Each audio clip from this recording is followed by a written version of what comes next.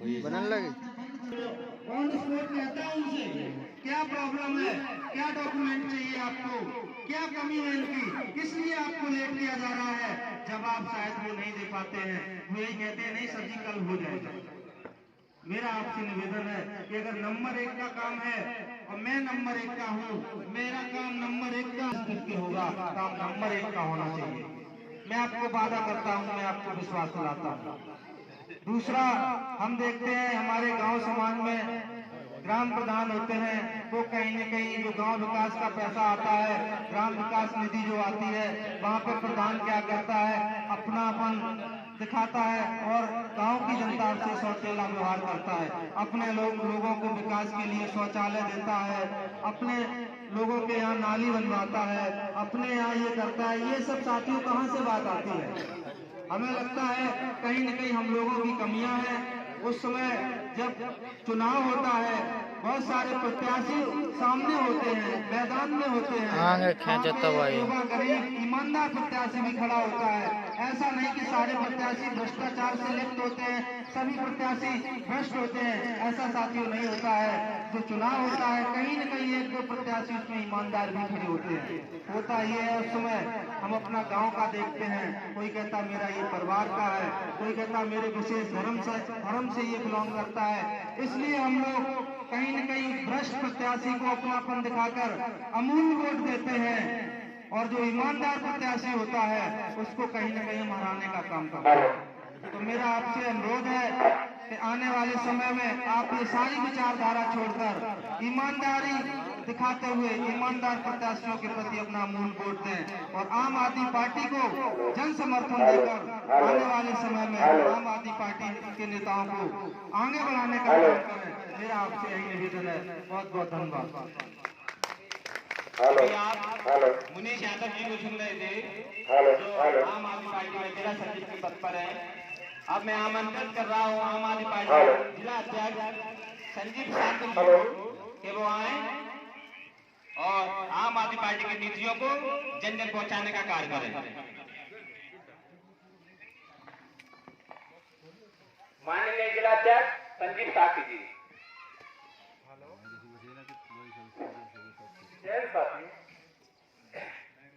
आज इस सभा के आयोजक श्री राम नरेश जी जो हमारे जिला अध्यक्ष हैं व्यापार प्रकोष्ठ के, सभा का आज उन्हीं के आयोजित किया जा रहा है और यहाँ मंच पर उपस्थित हमारे प्रदेश सचिव श्रीमती रुचि यादव और हमारे उपाध्यक्ष भाई इकरार भाई, महासचिव मोहनीश जी और जो भी हमारे मंच पर उपस्थित साथी हैं, नगर अध्यक्ष अजब सिंह जी, सभी का हम हार्दिक अभिनंदन करते हैं। और यहाँ क्षेत्र से और गांव से आए हुए मेरे सभी किसान भाइयों और नौजवान साथियों, सभी का एक बार हम इन क्रांतिकारी साथियों का इस्तकबाल करते हैं और यहाँ पे हार्दिक अभिनंदन करते हैं।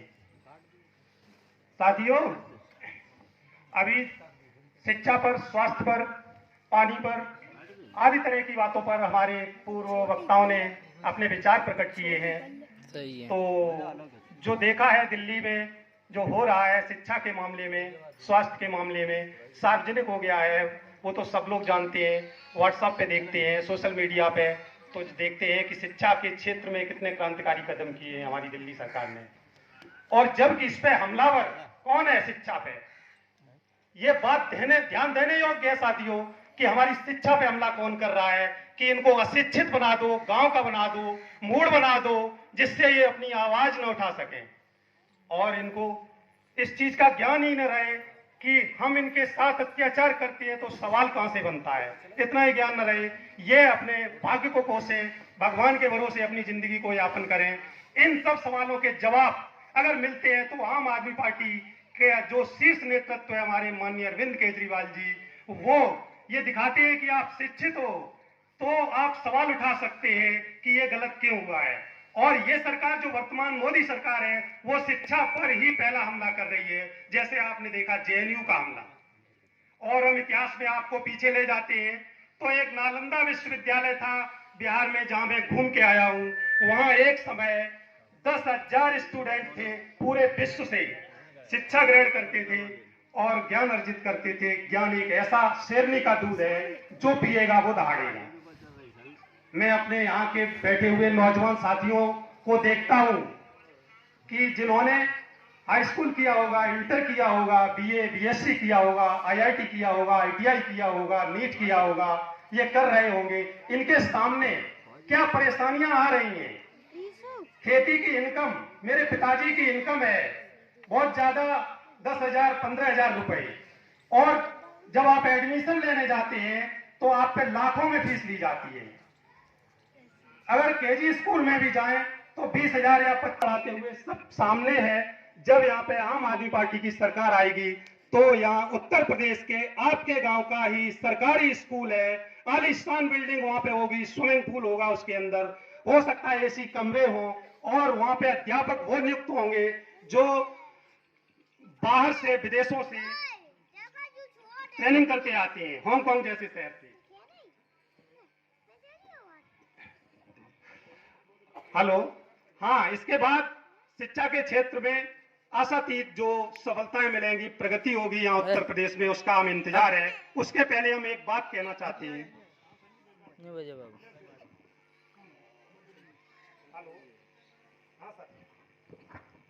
माफी चाहूंगा कि अध्यक्ष जी किसी बिजी हो गए हैं। उसके बाद मैं इस कार्यक्रम को आगे बढ़ाते हुए अपनी स्पीच आरंभ करता हूं कि सबसे पहले मंचासीन सभी हमारे पार्टी के पदाधिकारी, हमारे प्रदेश सचिव रुचि यादव जी, और सामने बैठे हुए हमारे सभी सम्मानित कार्यकर्तागण और श्रोतागण, और आज के कार्यक्रम के आयोजक राम नरेश जी, इन सबका मैं पार्टी की तरफ से हार्दिक अभिनंदन, स्वागत, इस्तकबाल करता हूं। उसके बाद मैं अपनी बात को आरंभ करूं। जैसे कि आप सभी लोगों ने अपनी अपनी बात को रखा, उसी प्रकार से मैं भी सबसे पहले कुछ समय लूंगा, पार्टी की स्थापना के बारे में आपको बताऊंगा, कैसे स्थापना हुई। इसी बात से मैं अपनी बात आरंभ कर रहा हूं कि मैं आपको यह बताना चाहता हूं कि पार्टी की स्थापना क्यों हुई, किस लिए हुई, और हम आपके बीच क्यों आए हैं। इस बात को मैं आपके सामने रख रहा हूं। तो सबसे पहले मैं ये बताना चाहूंगा कि पार्टी की स्थापना कब हुई और क्यों हुई है। पार्टी की स्थापना अन्ना आंदोलन के समय हुई है।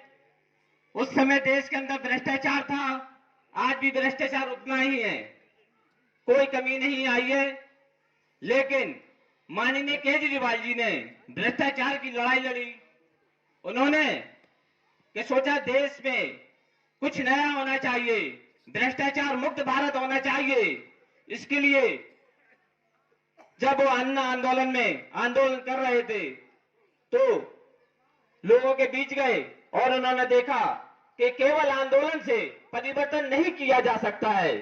परिवर्तन करने के लिए एक राजनीतिक दल बनाना होगा। तब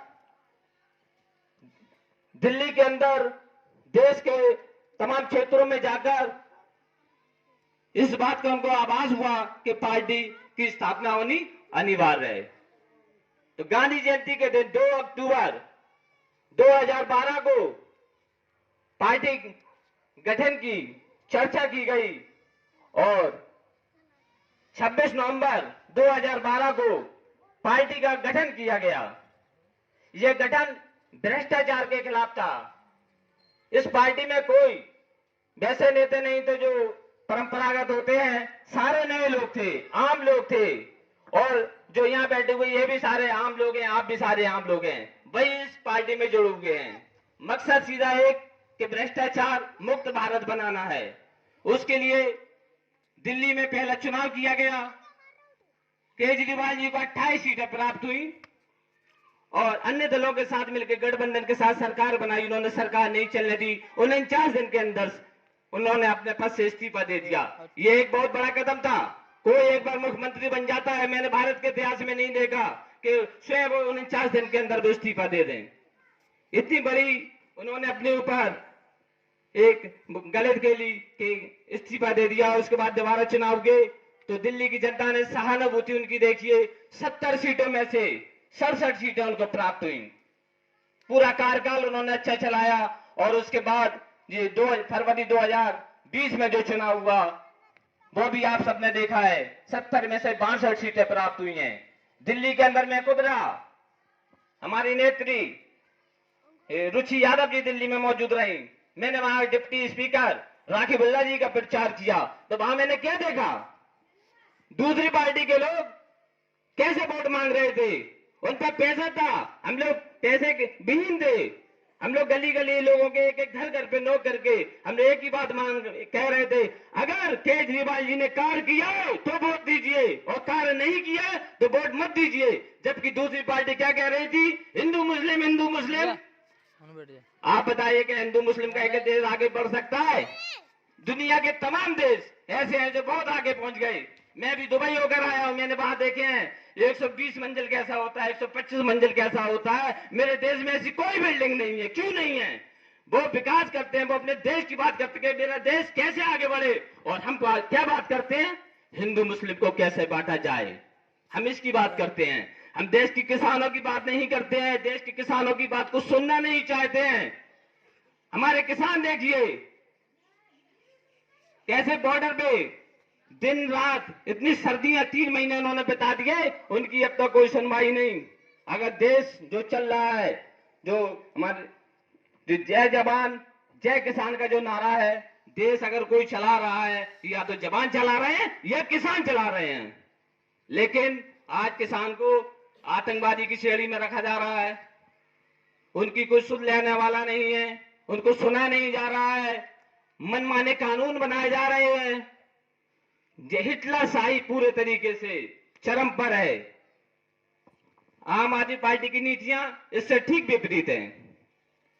हमारी नीतियां सीधी सीधी हैं कि हम विकास करेंगे और करके दिखाते हैं, वो केवल बात करते हैं।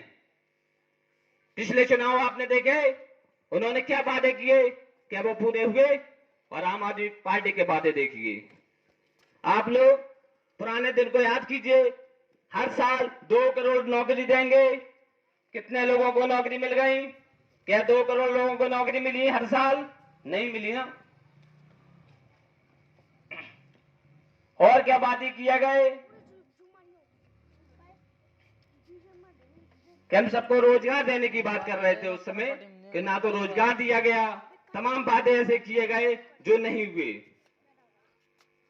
और दिल्ली की सरकार ने क्या किया? दिल्ली की सरकार ने कहा हम हाफ रेटों पर बिजली आपको उपलब्ध कराएंगे, 20,000 लीटर पानी उपलब्ध कराएंगे निःशुल्क। लेकिन सरकार बनते ही 7 दिन के अंदर जो हाफ रेट में बिजली देने की बात कही गई थी, वो 200 यूनिट तक फ्री दी गई है। उसके बाद 200 यूनिट हाफ रेट पर देने की बात हुई है, और वो अभी तक कर रहे हैं ऐसा। अन्य पार्टियां कह रही थी ऐसा कर नहीं पाएंगे, चुनावी वादे हैं, दे नहीं पाएंगे। लेकिन हम लोग अभी तक लगातार कर रहे हैं। पिछले एक शासन कर दिया, दूसरा आरंभ 1 साल हो चुकी है इसी फरवरी में, और उसको हम लोग लगातार करने का कार्य कर रहे हैं। आज हम लोग आपके बीच इसलिए आए हैं, आपके बीच तमाम पार्टी के लोग और आएंगे, आपको लालच देंगे। हम लोग चाहते हैं परिवर्तन। परिवर्तन के लिए आपको भी अपना बलिदान देना होगा, क्योंकि वोट की कोई कीमत नहीं होती है। वो समझना होगा देश का भविष्य, आपका भविष्य कहां सुरक्षित है। आज देश के अंदर 70% आबादी किसानों की है। 68% लोग, 68 करोड़ लोग किसानी से जुड़े हुए हैं। उनकी सुध नहीं ली जा रही है, उनकी कोई सुनवाई नहीं हो रही है। माननीय जितेंद्र सिंह तोमर जी हमारे बीच आ चुके हैं, कैबिनेट मंत्री दिल्ली सरकार। आम आदमी पार्टी, आम आदमी पार्टी जिंदाबाद, आम आदमी पार्टी, आम आदमी पार्टी, आम आदमी पार्टी। अरविंद केजरीवाल, माननीय अरविंद केजरीवाल, माननीय संजय सिंह जी, माननीय जितेंद्र सिंह तोमर जी। तो मैं अपनी बात आपके सामने रख रहा था कि दिल्ली, अगर महिलाओं की बात की जाए तो सुरक्षा की दृष्टि से देखा जाए, वहां दिल्ली के अंदर सीसीटीवी कैमरे, उत्तर प्रदेश में यहाँ अपराध होते हैं, यहाँ कोई सरकारी सीसीटीवी कैमरे लगे हुए हैं। मैं इटावा के अंदर की बात कर रहा हूं, मैं जिले में प्रशासन से मैं मिला, मैंने कहा सीसी कैमरे चौराहे पे लगवाइए। उन्होंने कहा इसका बजट नहीं है, आप लोग मिलकर अपने पास से लगवा दीजिए। लेकिन जबकि दिल्ली की सरकार ने जो वादा किया वो लगभग चप्पे चप्पे के अंदर वहां पर कैमरे लगे हुए हैं। महिलाओं के लिए दिल्ली में आप बसों में जो सफर कर रही हैं वो निःशुल्क कर रही हैं। हमारे यहाँ महिलाओं के साथ यहाँ भी पुरुषों के बराबर से चार्ज लिया जाता है, जबकि दिल्ली में ये सब फ्री है। शिक्षा की बात करें, दुनिया के सबसे, हिंदुस्तान के सबसे अच्छे स्कूलों की बात करें, जो सरकारी स्कूल हैं वो दिल्ली के अंदर हैं। ये मैं नहीं कह रहा अपने मन से।